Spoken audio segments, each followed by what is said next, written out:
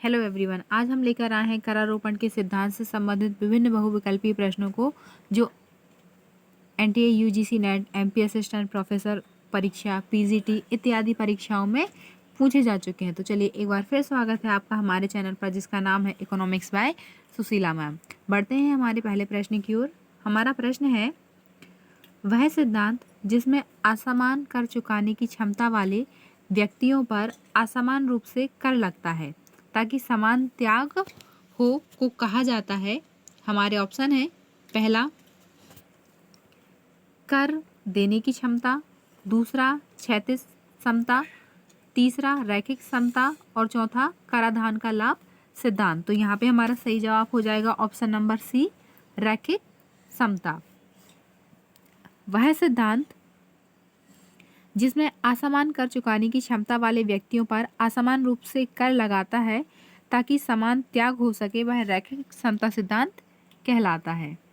दूसरा प्रश्न है, आनुपातिक कराधान में कर की दर होती है। हमारे ऑप्शन है, पहला कर आधार पर कर की दर बढ़ती है, दूसरा सभी कर आधारों पर एक दर से कर बढ़ता है, तीसरा बढ़ते कर आधार पर घटती दरों से कर, और चौथा है कर केवल संपत्ति के आधार पर लगाए जाते हैं। तो यहाँ पे हमारा सही जवाब हो जाएगा ऑप्शन नंबर बी, सभी कर आधारों पर एक दर से कर। इस तरीके से इसका एक डायग्राम भी बनता है जो ए होता है। प्रॉपर्टीज टैक्स जिसे हम कहते हैं, आनुपातिक कराधान में कर की दर सभी कर आधारों पर कर दर से होती है, अर्थात कर के आधार के परिवर्तन के बाद भी कर की दर अपरिवर्तित रहे।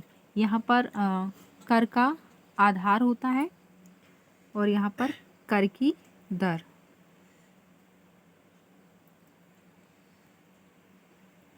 तीसरा प्रश्न है, the danger point in taxes में किस लेखक ने कर क्षमता टैक्सेबल कैपेसिटी की अधिकतम सीमा राष्ट्रीय आय की 25% मानी थी। हमारे ऑप्शन है, पहला कोलिन क्लार्क, दूसरा फिंडले सिराज, तीसरा सर जोसिया स्टैम्प और चौथा है आर.एन. भार्गव। तो यहाँ पे हमारा सही जवाब हो जाएगा option number A, Colin Clark. The danger point in taxes में कोलिन क्लार्क ने करदाता क्षमता की अधिकतम सीमा राष्ट्रीय आय की 25% मानी। कोलिन क्लार्क ने करदेय क्षमता के संबंध में अपने विचार व्यक्त करते हुए कहा कि राष्ट्रीय आय के 25% से करारोपण अधिक नहीं होना चाहिए। क्लार्क ने अपना यह मत इंग्लैंड की तात्कालिक स्थिति के संदर्भ में दिया। यह बात प्रत्येक देश के संबंध में स्वीकार नहीं की जा सकती। इसका सबसे महत्वपूर्ण बिंदु यही है। चौथा प्रश्न है, कर और कराधान के पुराने स्तर से नए और उच्चतर स्तर की ओर संचलन को क्या कहा जाता है। हमारे ऑप्शन है, पहला उपरोक्त सभी, दूसरा संकेंद्रण प्रभाव, तीसरा विस्थापन प्रभाव और चौथा निरीक्षण प्रभाव। तो यहाँ पे हमारा सही जवाब हो जाएगा ऑप्शन नंबर सी, विस्थापन प्रभाव। व्यय और कराधान के पुराने स्तर से नए और उच्चतर स्तर की ओर संचलन को विस्थापन प्रभाव कहते हैं। विस्थापन प्रभाव की अवधारणा पीकॉक तथा बाइजमैन से संबंधित है।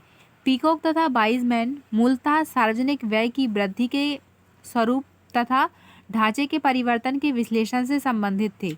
उनका प्रमुख निष्कर्ष यह था, यद्यपि युद्ध के बाद ब्रिटेन के राजकीय व्यय में कमी आई, पर यह घटकर युद्ध के पूर्व के स्तर पर नहीं आई और राष्ट्रीय उत्पाद में सरकारी व्यय का अनुपात युद्ध के तुरंत पहले के स्तर की तुलना में बहुत अधिक रहा। राष्ट्रीय उत्पाद में सार्वजनिक व्यय के अनुपात में इस स्थायी वृद्धि को विस्थापन प्रभाव कहा जाता है। प्रश्न नंबर 5वां है, करदेय क्षमता का मापने का वस्तुगत आधार क्या है। हमारे ऑप्शन है, करदाता की आय, दूसरा करदाता का व्यय, तीसरा करदाता की संपत्ति और चौथा उपरोक्त सभी। तो यहाँ पे हमारा सही जवाब हो जाएगा ऑप्शन नंबर डी, उपरोक्त सभी। करदेय क्षमता को मापने का वस्तुगत आधार करदाता की आय, करदाता का व्यय तथा करदाता की संपत्ति है। करदेय क्षमता सिद्धांत को सामान्यतः करों से प्राप्त न्याय के रूप में एक्सेप्ट किया जाता है। यह सिद्धांत दर्शाता है कि प्रत्येक व्यक्ति को कर अपनी योग्यता के अनुसार अदा करना चाहिए। यह सिद्धांत इस मान्यता पर आधारित है कि जिन लोगों के पास आय है उन्हें अपनी योग्यता के अनुसार आय के एक भाग को करों के रूप में सरकार को अदा करना चाहिए।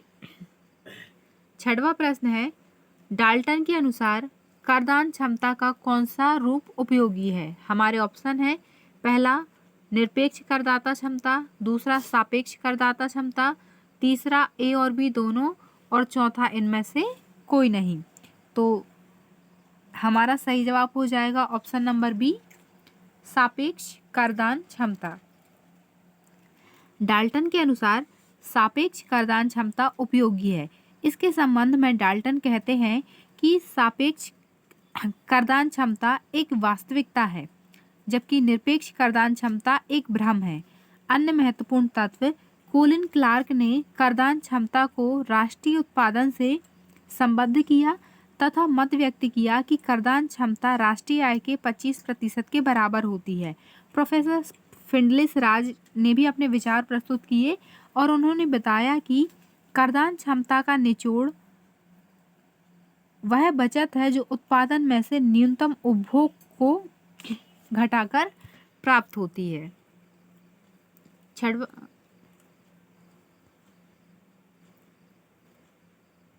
सातवां प्रश्न है, उपभोग कर लगाने की सिफारिश की थी। हमारे ऑप्शन है, पहला ए.एम. खुसरो ने, दूसरा ए.के. सेन, तीसरा काल्डोर और चौथा जे.आर. हिक्स। तो यहाँ पे हमारा सही जवाब हो जाएगा ऑप्शन नंबर सी, काल्डोर। उपभोग कर लगाने की सिफारिश काल्डोर ने की थी। प्रोफेसर काल्डोर के अनुसार आय कर की तुलना में व्यय कर देने की योग्यता का आधार है, क्योंकि इसका बजट पर प्रतिकूल प्रभाव नहीं पड़ता तथा यह कर वंचन रोकने में भी समर्थ है। इस कर को प्रगतिशील बनाने का सुझाव दिया गया था। आठवां प्रश्न है, निम्न में से किस अर्थशास्त्री ने व्यय कर लगाने का सुझाव सबसे पहले दिया? हमारे ऑप्शन है, पहला हिक्स, दूसरा डाल्टन, तीसरा काल्डोर और चौथा मसग्रेव। तो यहाँ पे हमारा सही जवाब हो जाएगा ऑप्शन नंबर सी, काल्डोर। व्यय कर पर विचार सबसे पहले थॉमस हब्स ने 17वीं शताब्दी में व्यक्त किया था, जबकि व्यय कर लगाने का सुझाव भारत व श्रीलंका में वर्ष 1955 में निकोलस डाल्टन ने दिया था। नौवां प्रश्न है, पिकॉक वाइजमैन विश्लेषण के अनुसार सार्वजनिक व्यय बढ़ता है। हमारे ऑप्शन है, यहाँ पे व्यय बढ़ता है, व्यय बढ़ता है। हमारे ऑप्शन है, पहला शांत एवं सतत तरीके से, दूसरा समय के साथ, तीसरा झटके अथवा एक एक कर तरीके से और चौथा है अल्पकाल एवं दीर्घकाल दोनों में। तो यहाँ पे हमारा सही जवाब हो जाएगा ऑप्शन नंबर सी, झटके अथवा एक एक कर के तरीके से। पिकॉक वाइजमैन विश्लेषण के अनुसार सार्वजनिक व्यय झटके अथवा एक एक कर तरीके से बढ़ता है। एलन टी पिकॉक तथा जैक वाइजमैन नामक ब्रिटेन के दो अर्थशास्त्रियों ने 1890 से 1955 के दौरान ब्रिटेन के सार्वजनिक व्यय में होने वाले परिवर्तन का अध्ययन कर सार्वजनिक व्यय में वृद्धि के संदर्भ में अपना एक अलग दृष्टिकोण प्रस्तुत किया, जिसे पिकॉक वाइजमैन परिकल्पना के नाम से जाना जाता है। 10वां प्रश्न है, किसने न्यूनतम कराधान का सिद्धांत दिया? हमारे ऑप्शन है, पहला जेबी से, दूसरा जेएम किंग्स, तीसरा एच डाल्टन, चौथा हिक्स। यहाँ पे हमारा सही जवाब हो जाएगा ऑप्शन नंबर ए, जेबी से। न्यूनतम कराधान का सिद्धांत प्रसिद्ध अर्थशास्त्री जेबी से ने अपनी पुस्तक अ ट्रेटाइज ऑन पॉलिटिकल इकोनॉमी में दिया। इनका प्रसिद्ध नियम है, पूर्ति अपनी मांग का सृजन स्वयं कर लेती है। से के नियमानुसार जिस अनुपात में पूर्ति बढ़ती या घटती है, उसी अनुपात में उत्पादन के साधनों की क्रय शक्ति और मांग भी घटती या बढ़ती है।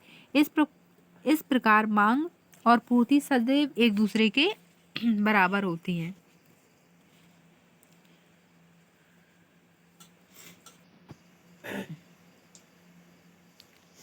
पारस्परिक अर्थशास्त्रियों ने सार्वजनिक वित्त हेतु निम्नलिखित में से किसकी वकालत की? हमारे ऑप्शन है, पहला अर्थव्यवस्था का सिद्धांत, दूसरा न्यूनतम सामूहिक त्याग का सिद्धांत, तीसरा न्यूनतम करारोपण और चौथा अधिकतम सामाजिक लाभ का सिद्धांत। तो यहाँ पे हमारा सही जवाब हो जाएगा ऑप्शन नंबर सी,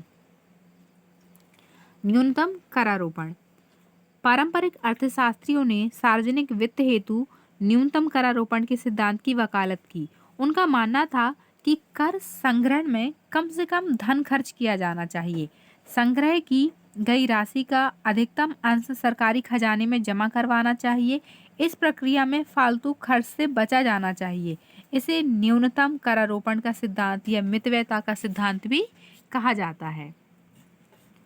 12वां प्रश्न है, आयकर सामान्यतः किस सिद्धांत पर आधारित है? ऑप्शन है, पहला लाभ प्राप्त सिद्धांत, दूसरा कर देय योग्यता सिद्धांत, तीसरा भुगतान करने की तत्परता का सिद्धांत और चौथा इनमें से कोई नहीं। तो यहाँ पे हमारा सही जवाब हो जाएगा ऑप्शन नंबर बी, कर देय योग्यता सिद्धांत। कर देय योग्यता सिद्धांत यह प्रतिपादित करता है कि प्रत्येक व्यक्ति को अपनी कर देय योग्यता के अनुसार सरकार को कर चुकाना चाहिए। सभी व्यक्ति जो समान अवस्था में हों या आर्थिक दृष्टि से समान धरातल पर हों, उनके साथ समान व्यवहार होना चाहिए। जीएस मिल ने यह व्यक्त किया कि व्यक्ति की कर देय योग्यता के आधार पर करारोपण किया जाना चाहिए। करारोपण में समता का अर्थ त्याग की समानता से है। करारोपण संपूर्ण न्यायपूर्ण तभी कहलाएगा जब उसके बोझ का वितरण इस प्रकार से हो कि सभी को समान त्याग करना पड़े। 13वां प्रश्न है, करारोपण में समता सामान्यतः संतुष्ट की हुई मानी जाती है। हमारे ऑप्शन है, पहला आनुपातिक करारोपण द्वारा, दूसरा प्रगतिशील करारोपण द्वारा, तीसरा प्रतिगामी करारोपण द्वारा और चौथा एक मुश्त कर द्वारा। तो हमारा सही जवाब हो जाएगा इसमें ऑप्शन नंबर बी, प्रगतिशील करारोपण द्वारा। करारोपण एक ऐसा माध्यम है जो एक और लोगों की बचत तथा कार्य करने की इच्छा को प्रभावित करता है तथा सरकार के हाथ में पूंजी के हस्तांतरण के द्वारा उत्पादन को प्रभावित करता है। दूसरी ओर जनता के हाथ से क्रय शक्ति निकालकर आर्थिक स्थिरता लाने में सहायक होता है। बचत के प्रोत्साहन तथा गतिशीलन में सहायक होकर पूंजी निर्माण की दर में वृद्धि लाता है। 14वां प्रश्न है, सापेक्ष करदान क्षमता एक वास्तविकता है जबकि पूर्ण करदान क्षमता एक कल्पना है।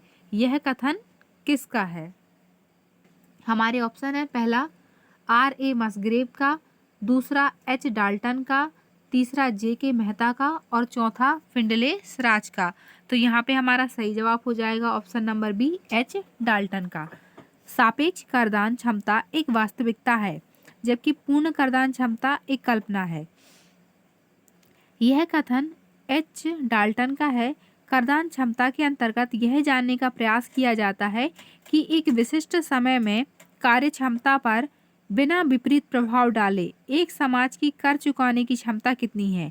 एक समुदाय क्षेत्र या देश की तुलना में दूसरे समुदाय क्षेत्र या देश की करदान क्षमता को सापेक्ष करदान कहा जाता है।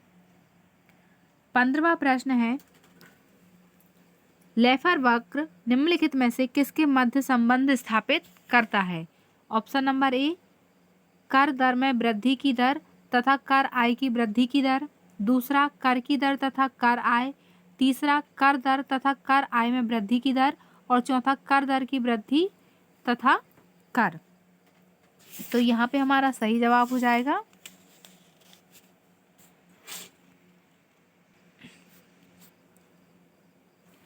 ऑप्शन नंबर बी, कर की दर तथा कर आय। इसका डायग्राम बनता है, पहले हम डायग्राम बना लेते हैं, उसके बाद थोड़ा इसको समझने का प्रयास करेंगे।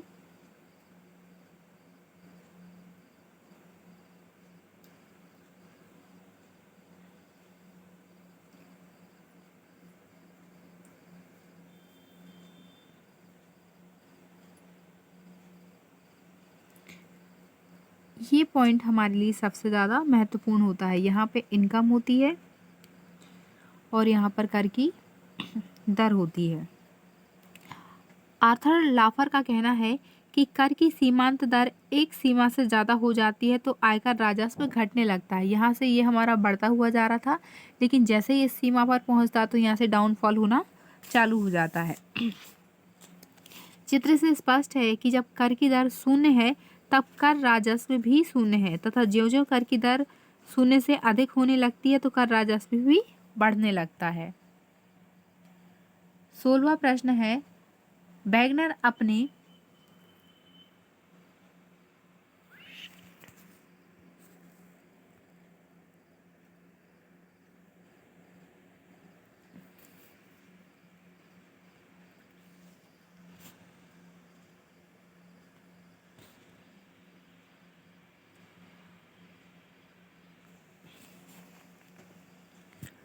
वैगनर अपने किस सिद्धांत के लिए याद किया जाता है? हमारे ऑप्शन है, पहला करों के नियम के लिए, दूसरा संघीय वित्त के लिए, तीसरा राज्य की बढ़ती गतिविधियों के लिए और चौथा सार्वजनिक ऋण प्रबंधन के लिए। तो यहाँ पे हमारा सही जवाब हो जाएगा ऑप्शन नंबर सी, राज्य की बढ़ती गतिविधि के लिए। वैगनर ने राज्य के बढ़ते क्रियाकलापों का सिद्धांत प्रतिपादित किया। इस सिद्धांत के अनुसार आर्थिक विकास के स्तर में होने वाली वृद्धि के साथ साथ राज्य के क्रियाकलापों अथवा सार्वजनिक व्यय में तेजी से वृद्धि होती जाती है। प्रश्न नंबर 17 है, करारोपण का निम्नलिखित में से किस पर अनुकूल प्रभाव पड़ेगा? हमारे ऑप्शन है, पहला कार्य करने तथा बचत करने की योग्यता, दूसरा कार्य करने तथा बचत करने की इच्छा, तीसरा आय के वितरण में असमानताओं को कम करना और चौथा रोजगार में वृद्धि। तो यहाँ पे हमारा सही जवाब हो जाएगा ऑप्शन नंबर सी, आय के वितरण में असमानताओं को कम करना। प्रश्न नंबर 18 है, करारोपण में समानता का नियम प्रतिपादित किया था। हमारे ऑप्शन है, पहला डाल्टन, दूसरा एडम स्मिथ, तीसरा फिंडलेसराज और चौथा मसग्रेव। तो यहाँ पे हमारा सही आंसर हो जाएगा option number B, Adam Smith. करारोपण में समानता का नियम एडम स्मिथ द्वारा प्रतिपादित किया गया। एडम स्मिथ ने करारोपण संबंधी 4 प्रकार के नियमों का प्रतिपादन किया था। पहला समानता या समता नियम का, दूसरा निश्चितता का नियम, तीसरा मितव्ययता का नियम और चौथा सुविधा का नियम। प्रश्न नंबर 19 है, करारोपण में प्रसरण सिद्धांत किसके द्वारा दिया गया? पहला एडम स्मिथ, दूसरा सेलिंगमैन, तीसरा फिंडलेसराज और चौथा मैन्सफील्ड तथा कानाड के द्वारा। तो यहाँ पे हमारा सही जवाब हो जाएगा ऑप्शन नंबर डी, मैन्सफील्ड तथा कानाड के द्वारा। करारोपण प्रसरण में मैन्सफील्ड तथा कनाड द्वारा बताया गया कि इस सिद्धांत में जब राज्य द्वारा कोई कर लगाया जाता है तो यह स्वतः ही समुदाय में समान रूप से प्रसारित हो जाता है। प्रश्न नंबर 20 है, एक कर प्रत्यक्ष कहलाता है यदि? हमारे ऑप्शन है, पहला प्रभाव और करापात एक ही व्यक्ति पर हो, दूसरा एक ही व्यक्ति पर सिर्फ करापात हो, तीसरा प्रभाव दूसरे व्यक्ति पर अंतरित हो जाता है और चौथा व्यक्ति कर देने से बच जाता है। तो यहाँ पे हमारा सही जवाब हो जाएगा ऑप्शन नंबर ए, प्रभाव और करापात एक ही व्यक्ति पर होता है। प्रत्यक्ष कर उन करों को कहते हैं जिनके मौद्रिक बोझ को दूसरों पर विवर्तित नहीं किया जाता, जिसके संबंध में कर से उत्पन्न कराघात तथा करापात उसी व्यक्ति पर पड़ते हैं जिनके ऊपर सरकार द्वारा कर लगाया जाता है। उदाहरण के लिए हम बोल सकते हैं कि इनकम टैक्स। प्रश्न नंबर 21 है, अप्रत्यक्ष करों को प्रतिगामी कर क्यों कहा जाता है? हमारे ऑप्शन है, पहला, उपरोक्त में से कोई सही नहीं है। दूसरा, ये प्रत्यक्ष कर की तुलना में उच्चतर दरों पर प्रभारित किए जाते हैं। दूसरा, उपयुक्त दोनों सही हैं। ऑप्शन नंबर डी है, ये सभी आय के समूहों को प्रदर्शित करते हैं। तो हमारा यहाँ पे सही जवाब हो जाएगा ऑप्शन नंबर डी, ये सभी आय समूहों के लिए समान दर पर प्रभारित किए जाते हैं। अप्रत्यक्ष कर जैसे बिक्री कर, प्रति इकाई कर, मूल्य वर्धित कर, माल और सेवा कर अप्रत्यक्ष कर के रूप में वेट के रूप में लिए जाते हैं। 1918 में विल्हेम वॉन सीमेंस ने अप्रत्यक्ष कराधान आमतौर पर कर राजस्व की उत्पन्न की जाने वाली रणनीति है। प्रश्न नंबर 22 है, कर का वैधानिक करापात किससे संबंधित है? हमारे ऑप्शन है, पहला, व्यक्ति जो कर का भुगतान करने के लिए कानूनी तौर पर उत्तरदायी है। दूसरा, कर के भुगतान के पश्चात बची हुई आय की रकम। तीसरा, मुद्रास्फीति को हिसाब में लेने के पश्चात भुगतान किए गए कर की रकम। और चौथा है, कर लगाए जाने के पश्चात सृजित कर राजस्व की रकम। तो यहाँ पे हमारा सही जवाब हो जाएगा ऑप्शन नंबर ए, व्यक्ति जो कर का भुगतान करने के लिए कानूनी तौर पर उत्तरदायी है। इसमें और भी चीज़ें सम्मिलित की जाती हैं कि राजस्व प्राप्तियां जो हैं वो दो प्रकार की होती हैं, पहला कर राजस्व और दूसरा गैर कर राजस्व। कर एक प्रकार का अनिवार्य भुगतान है जो उस व्यक्ति को अनिवार्य रूप से सरकार को देना पड़ता है जो कर आधार से संबंधित होता है, जिसके बदले करदाता को आवश्यक रूप से कोई लाभ प्राप्त नहीं होता। 23वां प्रश्न है, सामान्यतः आयकर किस सिद्धांत पर आधारित है? हमारे ऑप्शन है, पहला, लाभ प्राप्ति का सिद्धांत। दूसरा, कर दे क्षमता का सिद्धांत। तीसरा, कर देने की इच्छा का सिद्धांत। और चौथा, इनमें से कोई नहीं। तो यहाँ पे हमारा सही जवाब हो जाएगा ऑप्शन नंबर बी, कर दे क्षमता का सिद्धांत। सामान्यतः आयकर सिद्धांत कर दे क्षमता का सिद्धांत पर आधारित है। कर दे क्षमता का सिद्धांत का प्रतिपादन जो है जीएस मिल ने किया था। उनके अनुसार कर का न्यायपूर्ण वितरण तभी होगा जब करदाता का भुगतान करने में समान त्याग करना। 24वां प्रश्न है, निम्नलिखित में से किसके द्वारा कर भार के आवंटन का लाभ सिद्धांत दिया गया है? हमारे ऑप्शन है, पहला, सेलिंगमैन। दूसरा, लिंडाल। तीसरा, डाल्टन। और चौथा, पीगू। तो यहाँ पे हमारा सही जवाब हो जाएगा ऑप्शन नंबर बी, लिंडाल। कर भार के आवंटन का लाभ सिद्धांत लिंडाल द्वारा दिया गया। लिंडाल ने कर में न्याय प्राप्त करने के लिए समस्या को दो वर्गों में विभाजित किया। पहला, सामाजिक राजनीतिक समस्या। दूसरा, पूर्णतः राजकोषीय समस्या। 25वां प्रश्न है, करापात निम्नलिखित में से किसकी ओर संकेत करता है? हमारे ऑप्शन है, पहला, क्या कोई कर प्रगामी, आनुपातिक या प्रतिगामी है। दूसरा, कोई कर कितनी बार एकत्र किया जाता है। तीसरा, व्यक्ति या समूह जो अंततः कर का भुगतान करता है। और चौथा है, कोई कर कैसे एकत्र किया जाता है। तो यहाँ पे हमारा सही जवाब हो जाएगा ऑप्शन नंबर सी, व्यक्ति या समूह जो अंततः कर का भुगतान करता है। करापात से आशय कर के प्रत्यक्ष मौद्रिक भार से लगाया जाता है। जब सरकार द्वारा कोई कर लगाया जाता है तो कोई व्यक्ति कर का भुगतान करता है, उस पर कर का दबाव पड़ता है, परंतु जिस व्यक्ति पर अंतिम रूप से कर का भार पड़ता है उसे करापात कहा जाता है। इस प्रकार करापात कर का अंतिम भार है। प्रश्न नंबर 26 है, कराधान में न्याय निम्नलिखित में से किस सिद्धांत के अनुरूप सर्वाधिक सुनिश्चित होता है? हमारे ऑप्शन है, पहला समान सीमांत त्याग, दूसरा समान आनुपातिक त्याग, तीसरा समान समग्र त्याग और चौथा उपरोक्त में से कोई नहीं। तो यहाँ पे हमारा सही जवाब हो जाएगा ऑप्शन नंबर ए, समान सीमांत त्याग।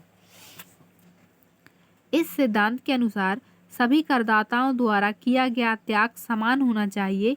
जब सीमांत त्याग सभी करदाताओं के लिए समान है, कुल त्याग अधिकतम होगा। अतः इस सिद्धांत को कराधान का न्यूनतम सकल त्याग सिद्धांत के रूप में भी जाना जाता है। इसे एजवर्थ और पीगू द्वारा समर्थन भी दिया गया है। 27वां प्रश्न है, एडम स्मिथ द्वारा कराधान के किन नियमों का प्रतिपादन किया जाता है?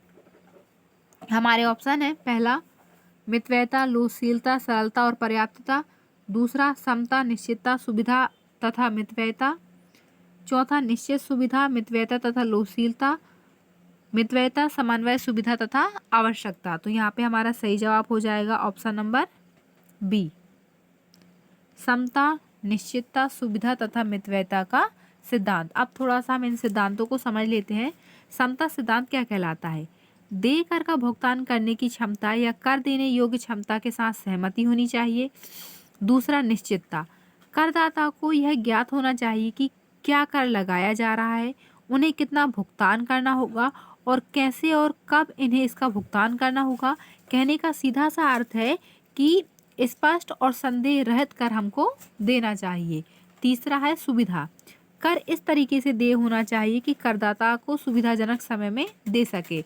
और चौथा और लास्ट आता है हमारा मितव्ययता, प्रवर्तन और संग्रह की लागत प्राप्तियों को उचित अनुपात में होना चाहिए। इस अवधारणा को प्रशासनिक दक्षता के रूप में भी उल्लेखित करना चाहिए। 28वां प्रश्न है, यदि मांग की लोच निम्न है तो वस्तु कर का बोझ पूर्ण रूप में उपभोक्ताओं पर पड़ेगा। तो यहाँ पे हमारे ऑप्शन है, पहला 1 के बराबर, दूसरा 1 से कम किंतु 0 से अधिक,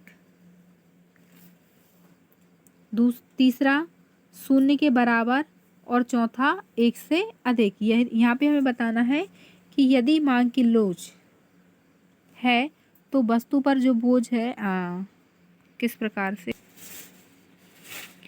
इसका हमारा सही जवाब हो जाएगा ऑप्शन नंबर सी।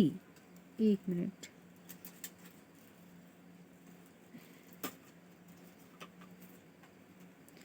प्रश्न नंबर 28 का हमारा सही जवाब हो जाएगा ऑप्शन नंबर सी, 0 के बराबर। यदि मांग की लोच 0 के बराबर है तो वस्तु कर का बोझ पूर्ण रूप से उपभोक्ताओं पर ही पड़ता है। 29वां प्रश्न है, उत्तराधिकारी में प्राप्त धन पर कर का उदाहरण है।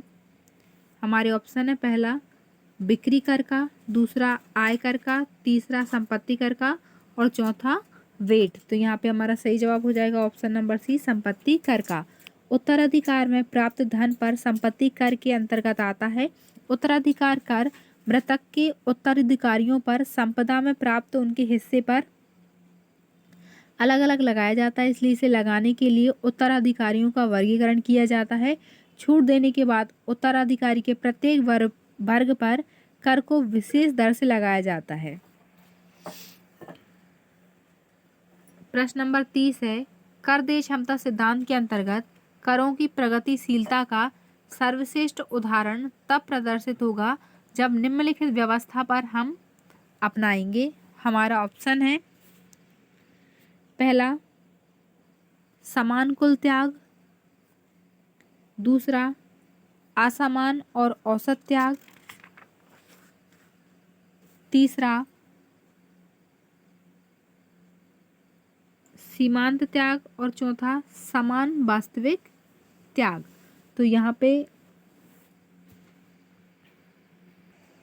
हमारा सही जवाब हो जाएगा ऑप्शन नंबर सी, सीमांत त्याग। कर देय क्षमता सिद्धांत के अंतर्गत करों की प्रगतिशीलता का सर्वश्रेष्ठ उदाहरण तब प्रदर्शित होगा जब हम समान सीमांत त्याग व्यवस्था को अपनाएंगे। समान सीमांत त्याग का अर्थ है कि विभिन्न करदाताओं को होने वाला सीमांत त्याग समान होना चाहिए, ना कि कुल समग्र त्याग, जिससे कि संपूर्ण समाज के लिए समग्र त्याग न्यूनतम हो। 31वां प्रश्न है, कर की दरों तथा कर राजस्व में परिवर्तन के संबंध को समझाया जा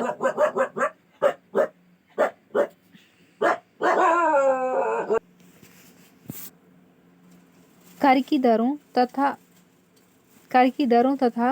कर राजस्व में परिवर्तन के संबंध को समझाया जा सकता है। हमारे ऑप्शन है फिलिप्स वक्र द्वारा, दूसरा लटस्थ वक्र द्वारा, तीसरा समुत्पाद वक्र द्वारा और चौथा लेफर वक्र के द्वारा। तो यहाँ पे हमारा सही जवाब हो जाएगा ऑप्शन नंबर डी, लेफर वक्र के द्वारा। कर की दरों तथा कर राजस्व में परिवर्तन के संबंध को लेफर वक्र द्वारा हम समझ सकते हैं। लेफर वक्र में क्या कहा जाता है कि कर की सीमांत दर एक सीमा से ज़्यादा हो जाती है तो आय कर राजस्व जो है वह घटने लगता है।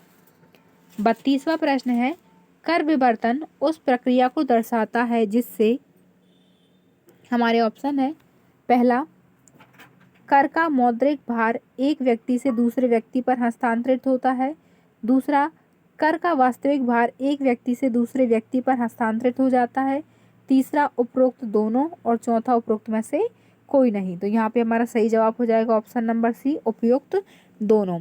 कर विवर्तन से आशय ऐसी प्रक्रिया से है जिसके अंतर्गत कर का भार एक व्यक्ति से दूसरे व्यक्ति पर हस्तांतरित किया जाता है। यदि कर विवर्तन नहीं होगा तो ऐसी स्थिति में करापात व कराघात दोनों एक ही व्यक्ति पर पड़ेगा।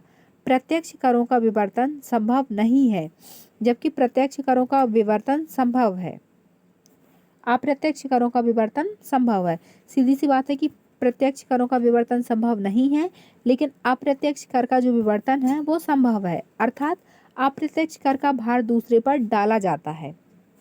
ये दो प्रकार के होते हैं, अग्रगामी कर विवर्तन और प्रतिगामी कर विवर्तन। 33वां प्रश्न है, यदि उच्च आय स्तर की ओर बढ़ने पर कर का आय से अनुपात बढ़ता है तो यह कर होगा, हमारे ऑप्शन है पहला प्रतिगामी, दूसरा प्रगतिशील, तीसरा आनुपातिक और चौथा उपयुक्त में से कोई नहीं। तो यहाँ पे हमारा सही जवाब हो जाएगा ऑप्शन नंबर बी, प्रगतिशील। प्रगतिशील का जो वक्र है वो इस प्रकार से होता है, y ओ, यहाँ पर कर की दर होती है और यहाँ पे आधार होता है। यदि उच्च आय स्तर की ओर बढ़ने पर कर का भार आय से अनुपात बढ़ता है तो यह कर प्रगतिशील कर है। दूसरे शब्दों में इसके अंतर्गत आय बढ़ने के साथ साथ कर की दर भी बढ़ती है। हमारा 34वां प्रश्न है, कर देय क्षमता दो प्रकार की होती है, पहला निरपेक्ष या सापेक्ष, दूसरा सीमित असीमित, तीसरा प्रत्यक्ष अप्रत्यक्ष और चौथा उपरोक्त में से कोई नहीं। तो यहाँ पे हमारा सही जवाब हो जाएगा ऑप्शन नंबर ए, निरपेक्ष और सापेक्ष। निरपेक्ष करदान क्षमता के कर के बोझ से संबंधित है। सिराज के अनुसार जब किसी देश की आर्थिक स्थिति की जांच इस दृष्टि से की जाए कि एक देश कितना कर भार वहन कर सकता है तो ऐसी दशा में निरपेक्ष करदान क्षमता को मुद्रा की उस अधिकतम राशि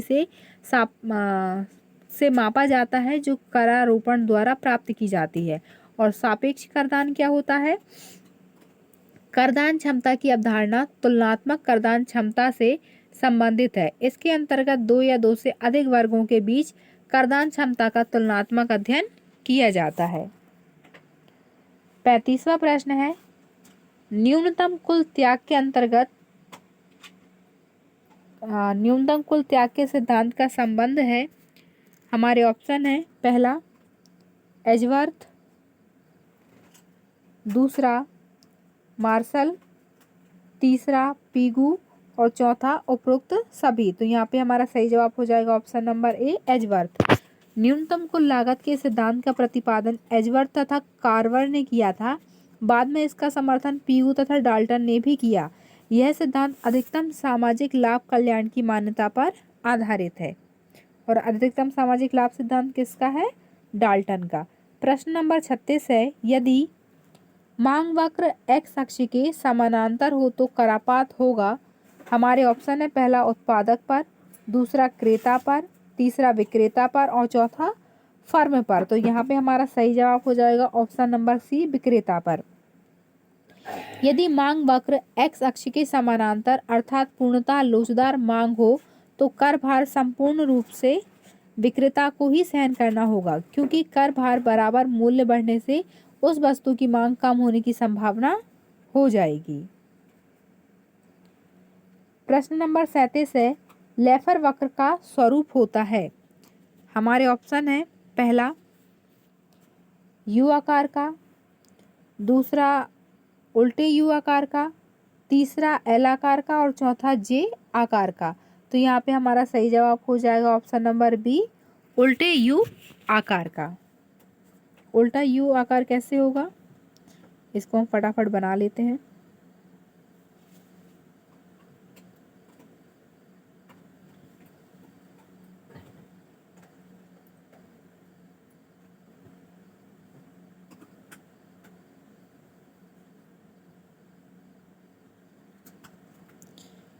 ये जो आता है वो इस तरीके से आता है, ये वाला, और हमारा इस तरफ हो जाएगा ऐसे।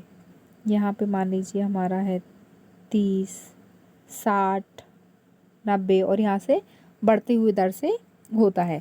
तो अमेरिकन अर्थशास्त्री आर्थर लेफर ने कर से राजस्व की प्राप्ति तथा कर के दर के बीच संबंध के आधार पर यह प्रतिपादित किया कि कर की दर का इष्टतम होना ऊपर कर की वृद्धि के साथ साथ राजस्व में भी कमी आती है। 38वां प्रश्न है, निम्न में से अप्रत्यक्ष कर कौन सा है। यहाँ हमें विभिन्न करों के नाम दिए गए हैं, जिसमें हमें बताना है कि अप्रत्यक्ष कर जो है वह कौन सा है। हमारे ऑप्शन है पहला आयकर, दूसरा निगम कर, तीसरा पूंजी लाभ कर और चौथा उत्पादन शुल्क।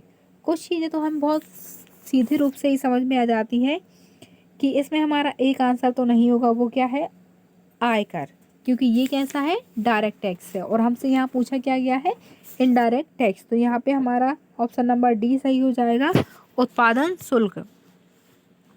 अप्रत्यक्ष अथवा परोक्ष कर वे कर हैं जिनके कर भार को करदाता दूसरे पर टालने में सफल हो जाते हैं। इन करों का तात्कालिक और अंतिम भार अलग अलग व्यक्तियों पर होता है, जैसे उत्पादन शुल्क, सीमा शुल्क, बिक्री कर आदि।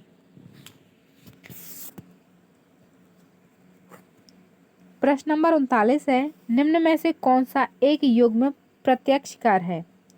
हमारे ऑप्शन है पहला उत्पाद शुल्क और संपत्ति कर, दूसरा सेवा कर और आयकर, तीसरा संपत्ति कर और आयकर और चौथा उत्पाद शुल्क और सेवा कर। तो यहाँ पे हमारा सही जवाब हो जाएगा ऑप्शन नंबर सी, संपत्ति कर और आयकर। प्रत्यक्ष कर वह है जिसका अंतिम भार उसी व्यक्ति पर पड़ता है जिस व्यक्ति पर वह कानूनी रूप से लगाया जाता है। वह इसके भार को दूसरों पर नहीं टाल सकता, जैसे आयकर, संपत्ति कर, उपहार कर और मृत्यु कर। प्रश्न नंबर 40 है, भारत में जीएसटी वस्तु एवं सेवा कर अधिकतम कर की दर क्या है।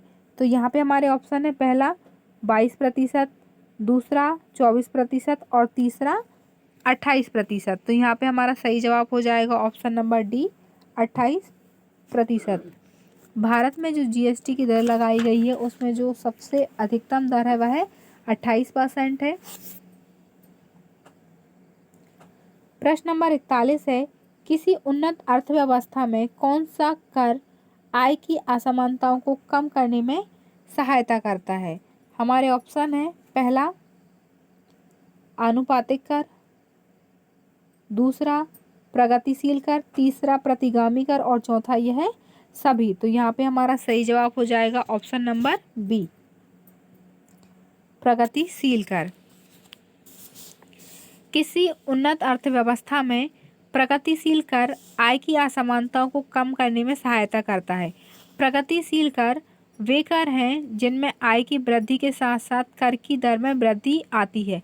अतः एक ऐसी स्थिति आती है जब आय की वृद्धि का बहुत अधिक भाग सरकार को प्राप्त हो जाए।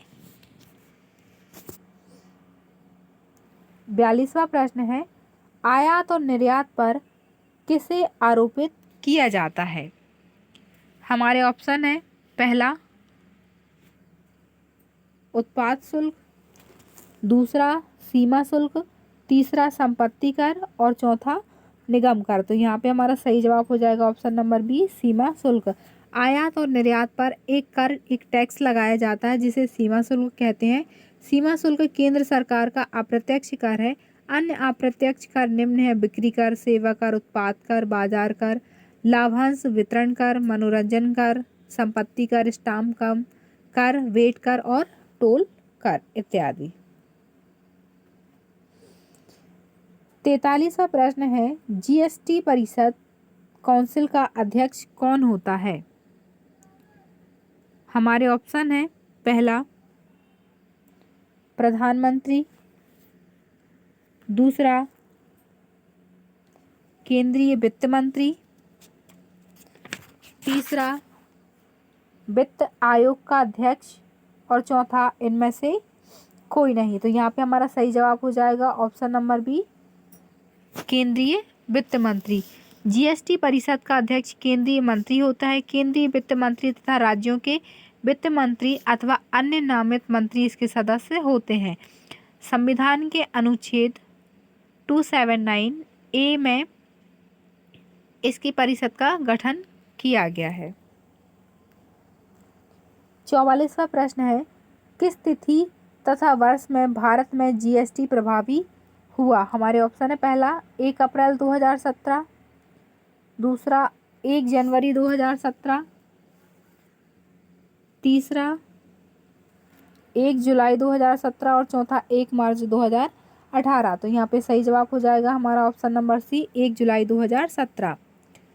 101वां संविधान संशोधन अधिनियम भारतीय अप्रत्यक्ष कर प्रणाली को सरल और मितव्ययी एवं कुशल बनाने के लिए वस्तु एवं सेवा कर जो है वो लागू किया गया। जीएसटी में राज्यों को क्षतिपूर्ति हेतु आधार वर्ष 2015-16 निर्धारित किया गया है और जीएसटी एक प्रकार का अप्रत्यक्ष कर है जो प्रत्येक चरण में केवल मूल्यवर्धन पर ही लगाया जाता है। प्रश्न नंबर 45 है, एक टोल कर निम्नलिखित में से किस पर आधारित होता है? हमारे ऑप्शन है, पहला लाभ का सिद्धांत, दूसरा क्षैतिज समता, तीसरा ऊर्ध्व समानता और चौथा प्रगति परक कर। तो यहाँ पे हमारा सही जवाब हो जाएगा ऑप्शन नंबर ए, लाभ का सिद्धांत। चुंगी कर लाभ सिद्धांत पर आधारित है। चुंगी कर एक प्रकार का परोक्ष कर है जिसे प्रवेश कर भी कहते हैं। सामान्यतः इसे स्थानीय निकाय द्वारा लगाया जाता है। डॉक्टर एल के झा कमेटी ने इसे समाप्त करके टर्नओवर टैक्स लगाने की बात की। यह अधिकांशतः समाप्त कर दिया गया है। लाभ कर का सिद्धांत एडम स्मिथ के द्वारा दिया गया था। हमारा 46वां प्रश्न है, 1 जुलाई 2017 से लागू वस्तु एवं सेवा कर भारत में वस्तुओं तथा सेवाओं पर 4 कर स्लैब पर लागू है। निम्नलिखित में से क्या है? पहला 8, 12, 18, 28, दूसरा 18, 12, 15, 18, तीसरा 18, 8, 12, 18 और चौथा 5, 12, 18, 28। तो यहाँ पे हमारा सही जवाब हो जाएगा ऑप्शन नंबर डी। जीएसटी बहुत सारी वस्तुओं पर लगाई गई है। कुछ वस्तुओं को जीएसटी से फ्री भी रखा गया है जिसे हम शून्य जीएसटी भी कह सकते हैं कि वस्तुओं पर जो है वो जीएसटी नहीं लगाई गई है। तो 0, 5%, 12%, 18% और 28% इस प्रकार से जीएसटी लगाई गई है। प्रश्न नंबर 47 है, वे वस्तुएं जो उपभोग से संबंधित नहीं हैं उनकी दक्षता के लिए यह अपेक्षित होता है कि कर दर मांग की लोच के प्रतिलोम अनुपात में हो। यह परिभाषा किसकी है? हमारे ऑप्शन है, पहला सुलभ प्राप्ति सिद्धांत, दूसरा द्वितीय श्रेष्ठतम सिद्धांत, तीसरा प्रतिलोम लोच नियम और चौथा रैमसे नियम। तो यहाँ पे हमारा सही जवाब हो जाएगा ऑप्शन नंबर डी, रैमसे नियम।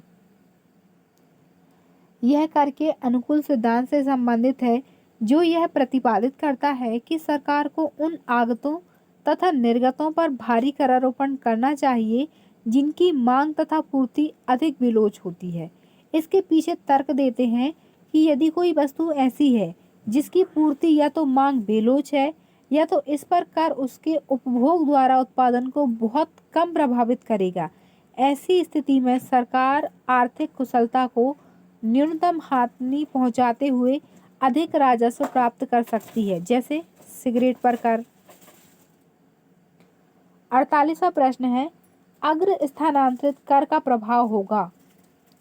हमारे ऑप्शन है, पहला क्रेताओं और विक्रेताओं पर समान रूप से, दूसरा क्रेताओं की अपेक्षा विक्रेताओं पर अधिक, तीसरा सरकार के राजस्व पर नकारात्मक और चौथा विक्रेताओं की अपेक्षा क्रेताओं पर।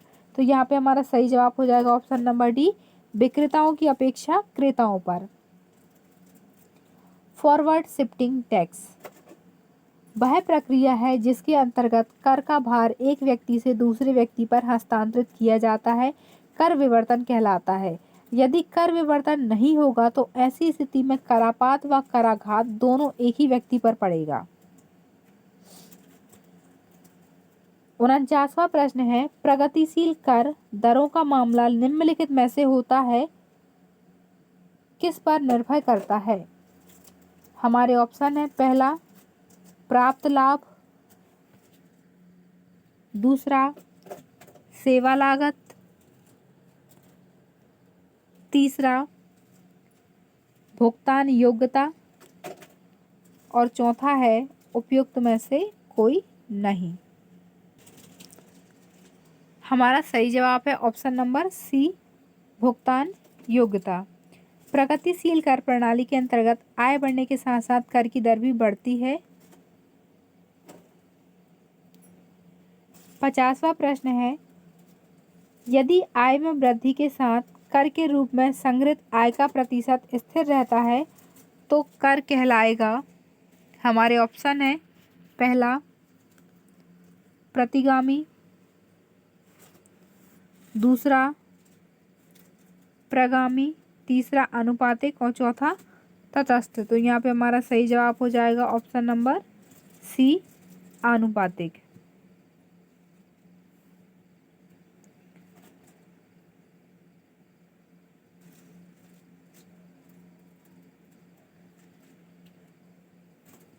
अगर आपको यह वीडियो अच्छी लगी तो लाइक कीजिएगा, चैनल को सब्सक्राइब, कमेंट और शेयर, ताकि आगे आने वाली वीडियो आपको जो है वो आसानी से प्राप्त हो सके। इस वीडियो को पूरा देने के लिए बहुत बहुत धन्यवाद। आपका दिन शुभ हो। Have a good day.